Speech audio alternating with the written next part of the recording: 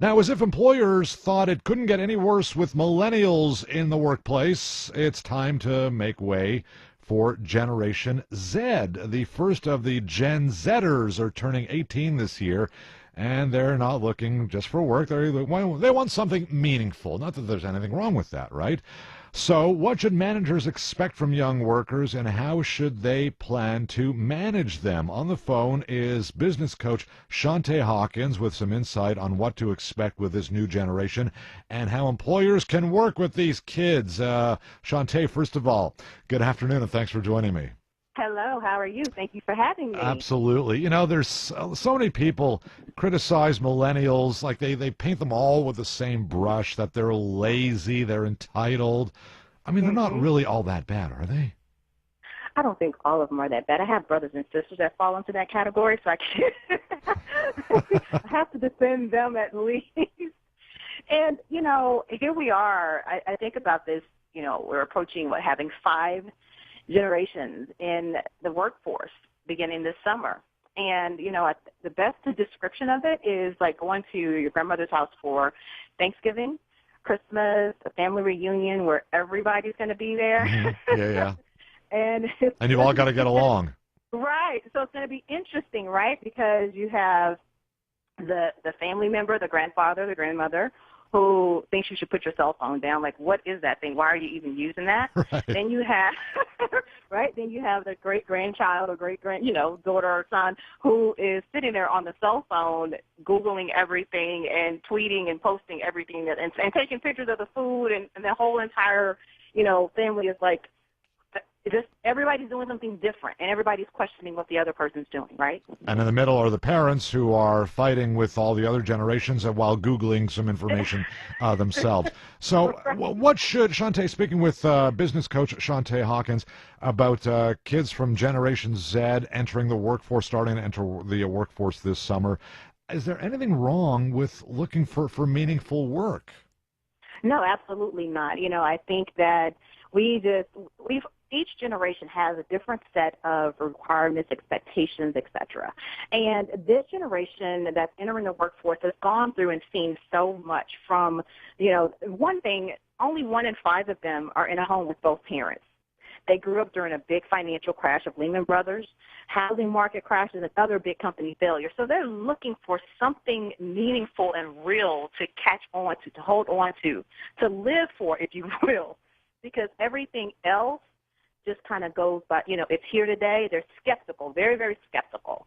So just because you're here today, that doesn't mean you're going to be here tomorrow. And so they are not inclined to really trust what you're saying. Uh-huh. Is that such a bad thing? Not necessarily, but they're going to do. So as an employer, you have to make sure when you say something to them that you're not just giving them a bunch of fluff, because they're going to pull out their phone if they don't already have it while they're speaking to you, and they're going to Google and check it out. They're going to figure out an answer before you even can give them what you think the answer is. See, somebody just texted here, I'm 28 and listen to CJAD. Way to alienate me. Hope you don't mind these kids, in quotations, who are coming up. No, we're not that bad.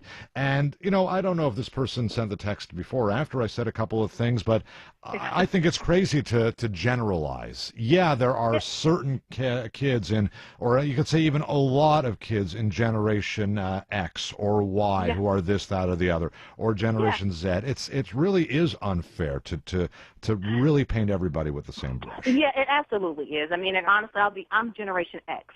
So I have, like I said, brothers and sisters and friends who are millennials. And I will tell you, they hold down jobs. They take care of themselves. They aren't bad after all. But when the description is that we have a category, right? We're putting the millennials and we describe them. We have Generation X and Generation Z. And it's a broad stroke. So it doesn't mean, right, we have categories everywhere we go, right? It doesn't mean that just because you're in 7th grade that you're bad. It doesn't mean because you're a college student that you get drunk and drink all the time. Right. We have some ways of generalizing and categorizing these generations so that employers know how to look at their policies, procedures, processes, and figure out the best work environment for these individuals that are coming into the workforce. And when I was a kid, and I was born in '65, Shontaye, okay, 1965. So I suspect Okay. I'm a little older than you at least. You know, A when I little was bit. when I was Not a whole lot. not a whole lot. Okay, maybe you sound younger.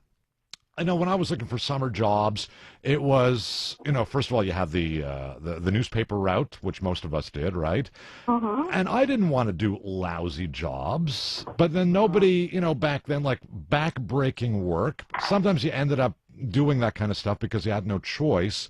But even back then, 5,000 years ago, I didn't want to have somebody, watching over me with, over my shoulder, making Yeah. sure that I was dotting all the, you know what I'm Yeah. trying to say. It's just, Yes. No, I don't. I didn't want it either. I mean, well, who just bringing does? back. Who Yeah. does? No, I don't think anyone, if any of these generations, can honestly say that, you know what, I really prefer my boss to stand over me while I'm doing my work and make sure that I'm putting a period where it's supposed to go in the Yeah, email, exactly. and that I'm stapling my papers just right. Right. I'm out of there today. Like instantly. That's what's happening. And the people will say that kids today are very entitled. Well, maybe to a certain extent there is a greater sense of entitlement. Is that their fault necessarily? It's a complicated situation. It's way too easy to just say, I yeah, think it kids has are. access. I think it's about access. They've grown up with access to everything. And who gave them that access? Their We parents. did. Right. Parents, right. Exactly. Yes, exactly. Right. So Right. we can't fault them for having or for wanting, the latest and greatest iPhone or, tablet or, whatever that great thing may be that's out there right now. They've been groomed that way from the point they got here. And they're still criticized for feeling that they're, and I get that because some people do go way over the line and say, well, I do deserve this, that, and the other thing without really having to put in an honest day's hard work. I like to think that's the exception, but maybe I'm wrong. Right. I mean, it's nothing wrong with, I have friends and they have kids, right, that are, 5, 6, 7, 8 years old, and they have the best of the best with iPhones and tablets. And I'm like, man, my phone is still the Samsung 3, Galaxy 3, and here we are on Samsung Galaxy, 6 or 7. Right. You've got Scotch tape around your phone. I get it. Right. But the fact of the matter is this generation, around 17, 18 years old, they're going to bring a lot more to the table in terms of, not everybody, but in terms of technology-wise. They know they're going to, they can make our heads spin, I would imagine. So, yes, it's very global. They're very, very global, and everything is at their fingertips. So employers could take advantage of that kind of Yes, experience that those kids absolutely. have. I think each generation brings a set of benefits to the workforce.